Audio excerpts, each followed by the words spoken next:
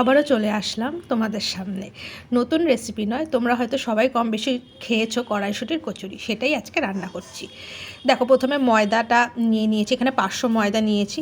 আজকে হবে আলু সয়াবিনের তরকারি নিরামিষভাবে, আর তার সাথে কড়াইশুঁটির কচুরি।